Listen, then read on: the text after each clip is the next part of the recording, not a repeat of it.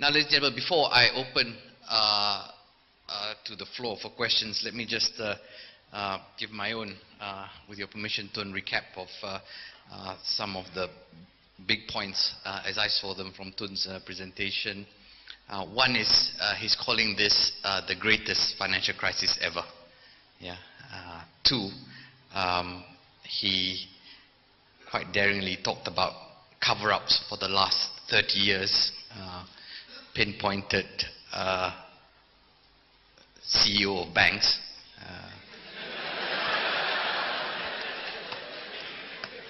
So if it dates back to 30 years, Tun, you can point to Tan Sri Azman. I wasn't around 30 years ago.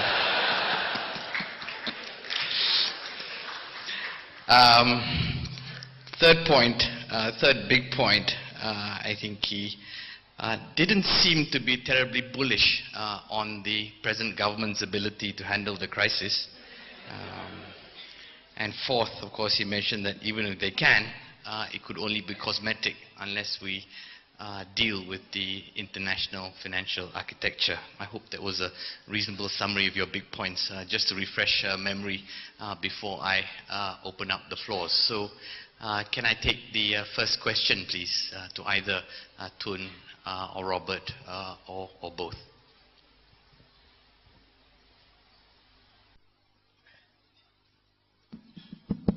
Okay.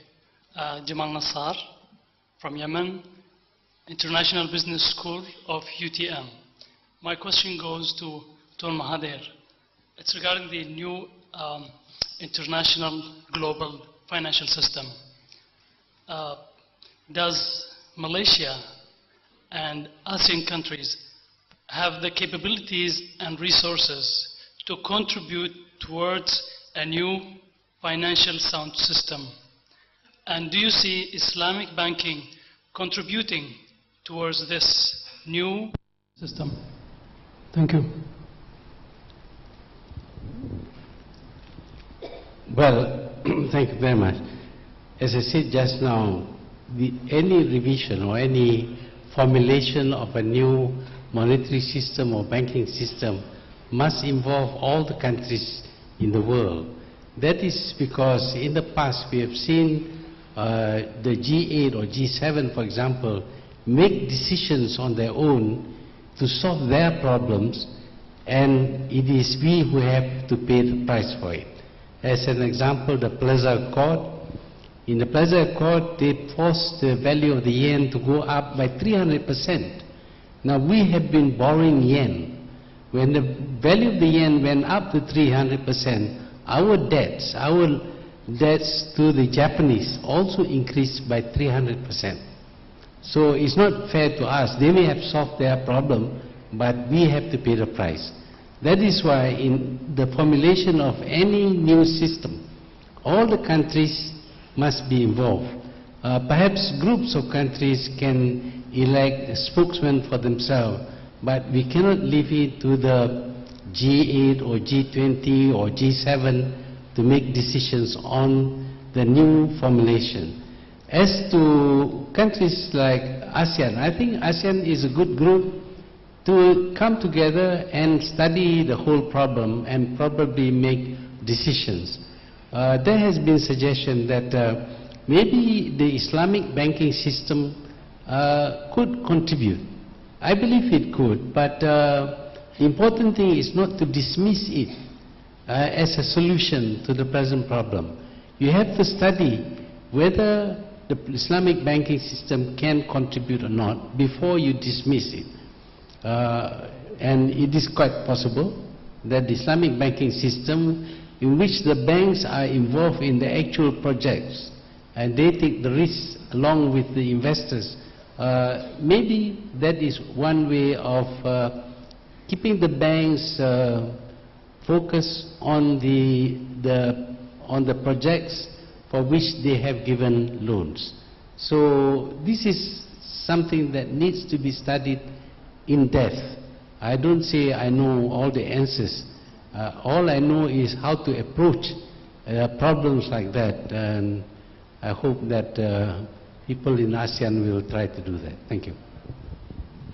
Okay, thank you, Tun. I think there was a recurring word in your presentation and your answer that there has to be a great deal more study. And I think I guess what that implies is that the solutions that are being proposed at the moment are fairly conventional in your mind, and maybe not quite the right solutions for what is a very new set of problems. Yeah. Would that be correct? Yes. Okay, can I get a next question? Yes.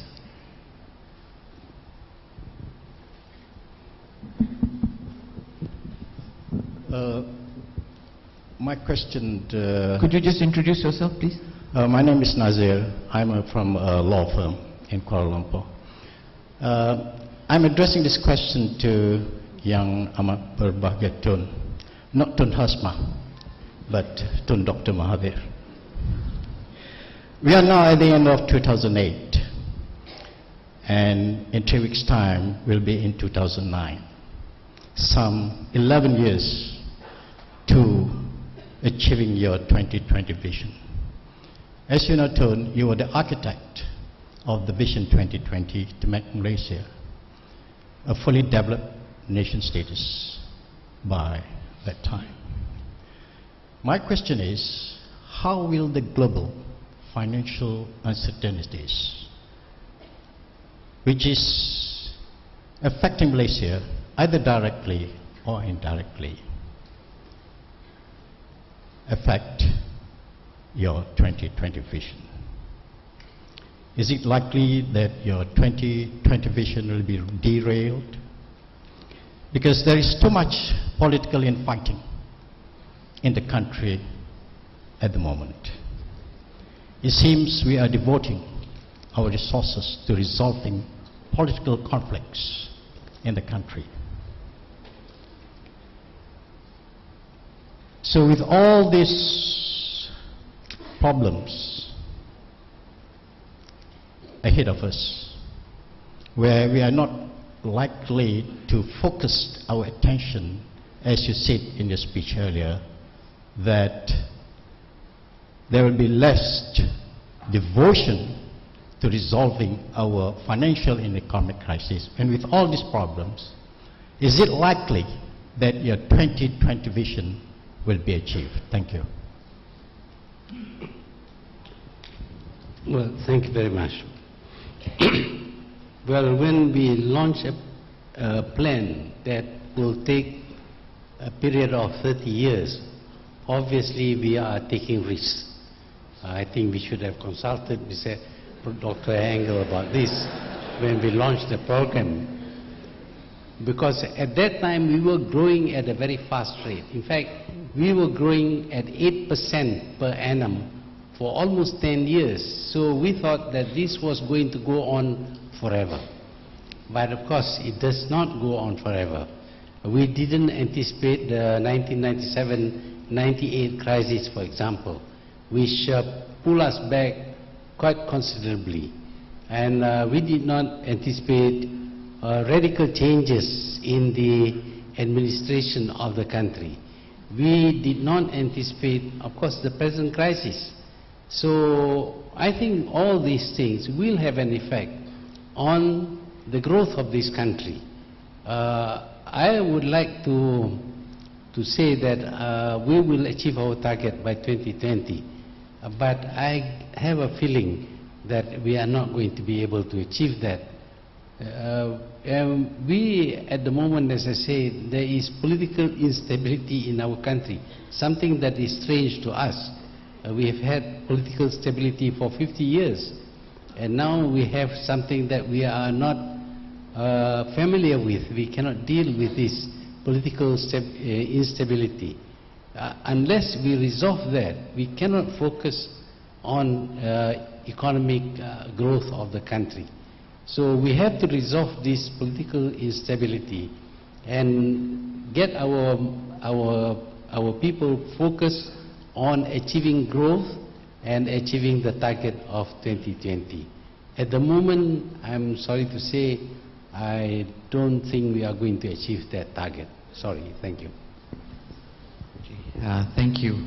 Before I ask the next question, can I just use my prerogative as chairman to ask Robert the tough question which nobody dares to ask, which is, can we have a Nobel Prize economist to comment on Tun Mahathir's perspectives on the cause of the crisis?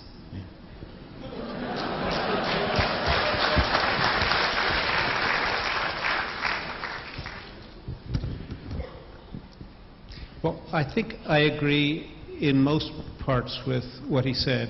I think that the financial crisis itself was really a result of banks and investors taking on much more risk than they thought. I think the actual explanation for why that happened is because the financial system created some new instruments, things like collateralized debt obligations and credit default swaps, which became very popular and made it possible to invest in such risky things as subprime loans without apparently taking any risk yourself. When I say it like that, you wonder, how could anybody have been fooled by this kind of analysis? But in fact, when you look at the way these instruments are constructed, they're clever ways of dividing the risk and letting different individuals buy different amounts of risk. And that actually is a very desirable outcome. The problem is that the risk managers were not as quick to understand what the risks were. The rating agencies were not quick to figure out what the risks were. And in fact, the originators of these contracts were not quick to find out what the risks were. So when the housing market started to collapse, it turned out there were risks embodied in these securities which no one recognized, and brought enormous losses to these banks. And I don't think it's so much that there was a cover-up. I think it's that they took these positions thinking that there was relatively low risk and took large positions thinking there was no risk, and then when they went down in value, there was no market to sell them. And so the banks have been holding on to these positions, hoping that the housing market and the economy would recover, which of course has not happened. And I think that's ultimately why we've seen the collapse of these banks. So what is the solution to this? Well, it's easy to say, let's have better regulation. But if the current regulators and the current rating agencies and the current investors couldn't figure out how much risk was there, I don't want to be too optimistic that we can have really sophisticated regulators who can recognize these risks in the future. I have a different suggestion for how we might organize this, and I'm not sure you would disagree with this, and that is that when the economy is doing really well and the banks are making big profits, that is exactly when we should tighten bank regulation. We should not let them take on as much risk when they're doing well. And when the economy is doing badly and the banks are collapsing, we relax our restrictions, giving them more flexibility to respond to the crisis. This is sometimes called the Spanish system, and it's being considered in many government agencies, governments around the world, and I think would be a structure, an arrangement that maybe we could at this point in time agree to as a cooperative policy with many different countries. The G20 has proposed some sort of oversight organizations that might give us coordinated guidance as to when we would want to tighten these controls, and perhaps the G20 is not the relevant organization. That, I think, has to be decided, but